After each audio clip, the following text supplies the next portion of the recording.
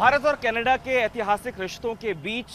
मौजूदा हालात में एक टेंशन क्रिएट हो गई है, जिसका बड़ा कारण है कि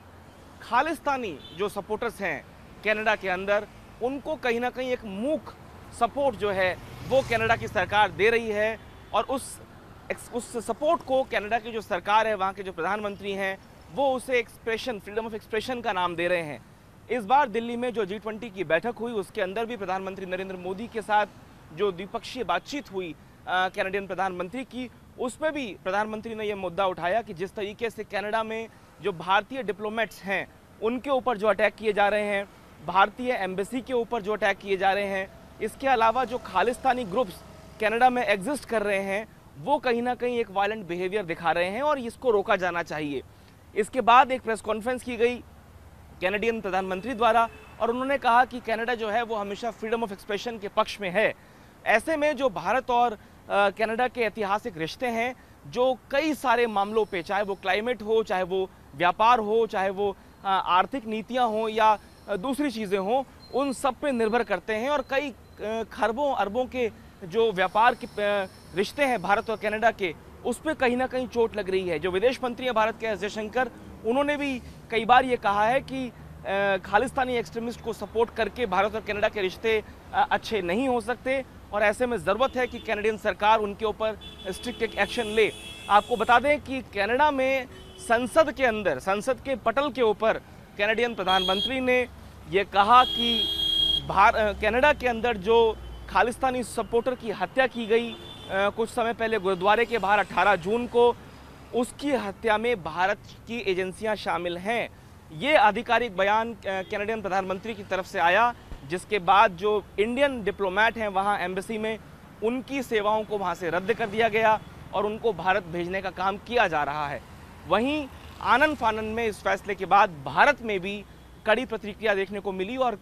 उसी में देखा गया कि किस तरीके से MEA ने कुछ ही समय में स्टेटमेंट जारी किया। पहले तलब किया कैनेडियन डिप्लोमेट को जो यहाँ इंडिया में हैं और उसके बाद उनकी सेवाओं को भी निरस्त करके उनको 5 दिन का समय दिया है कि वो कनाडा वापस लौट जाएं। पहला क्वेश्चन, कनाडा का ये जो स्टेप है रिगार्डिंग इंडियन डिप्लोमेट, मेरा उत्तर, देखिए कनाडा ने ये जो कदम उठाया है, ये डिप्लोमेसी की दुनिया में एक बहुत बड़ा कदम माना जाएगा। डिप्लोमेसी क्या, रियल पॉलिटिक क्या, जियो पॉलिटिक क्या, ये बहुत बड़ा कदम माना जाएगा कि एक देश का, भारत का सीनियर डिप्लोमेट कनाडा से एक्सपेल किया जा रहा है। इसका मतलब ये है कि आने वाले वक्त में भारत और कनाडा के रिश्ते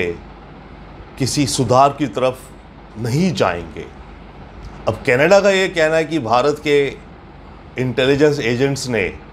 निज्जर की किलिंग को अंजाम दिया है। भारत डेफिनेटली उसको एग्री नहीं करता है और हम तो कहते हैं कि ये प्रिपोस्टरस है, अब्सर्ड है, हमारी फॉरेन मिनिस्ट्री ने भी कहा है। परंतु ध्यान रहे, ट्रूडो और कैनेडियन सरकार पिछले कुछ महीनों से बार बार ये कह रही थी इस बात को लेकर के कि इंडिया की सरकार कनाडा के इंटरनल मैटर्स में इंटरफेरेंस कर रही है।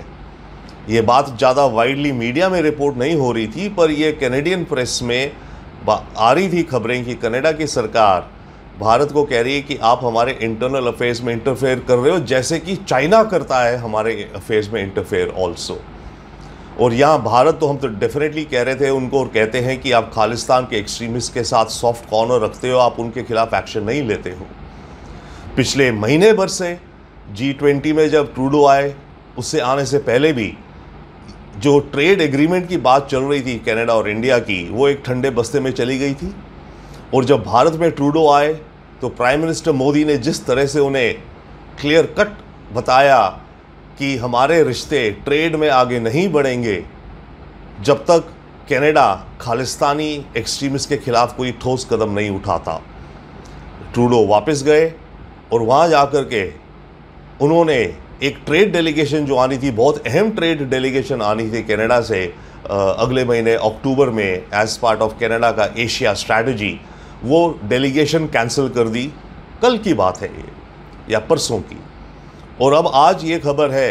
कि कनाडा ने भारत के एक डिप्लोमेट को एक्सपेल कर दिया है। तो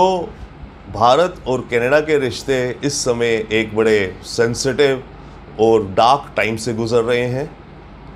खालिस्तान के मुद्दे को लेकर के। ऐसे में सीधे तौर पे ये कहा जा सकता है कि भारत और कनाडा के जो रिश्ते हैं उनमें कहीं ना कहीं तल्खी देखी जा सकती है, और जो खटास भारत और कनाडा के रिश्तों में इस वक्त पड़ी है वो कहीं ना कहीं और गहरी होती जा रही है, वो खाई कहीं ना कहीं और गहरी होती जा रही है। लेकिन इसमें सबसे बड़ी बात यह है कि जो इंडियन डायस्पोरा है, जो विदेशी मुल्कों में, खासतौर पे कनाडा में, टोरंटो में, वैंकूवर में, कनाडा के अंदर जो अलग अलग शहरों में यहाँ की सिख कम्युनिटी, यहाँ के पंजाबी लोग और भारत के अन्य अन्य राज्यों के लोग जो वहाँ रहते हैं, नौकरी करते हैं, बिजनेस करते हैं, वो कई लाखों की तादाद में हैं। और ऐसे में प्रधानमंत्री नरेंद्र मोदी भी 1 से 2 दौरे कनाडा के कर चुके हैं। कैनेडियन प्रधानमंत्री भी भारत आ चुके हैं। G20 में भी हमने देखा, वहाँ उनको एक भारी एम्बेरसमेंट जो है वो देखने को मिली। और उसके बाद जब वो कनाडा लौटे तो उसके अंदर देखा गया कि किस तरीके से उन्होंने आनन फानन में वहाँ के भारतीय डिप्लोमेट को, उनकी सर्विसेज को ख़त्म करने का काम किया। तो रिश्तों में तल्खी कहीं ना कहीं देखी जा सकती है, और ये रिश्ते जो भारत और कनाडा के बहुत ऐतिहासिक रिश्ते हैं उसमें कहीं ना कहीं जो गर्माहट है वो अब कम हो चली है।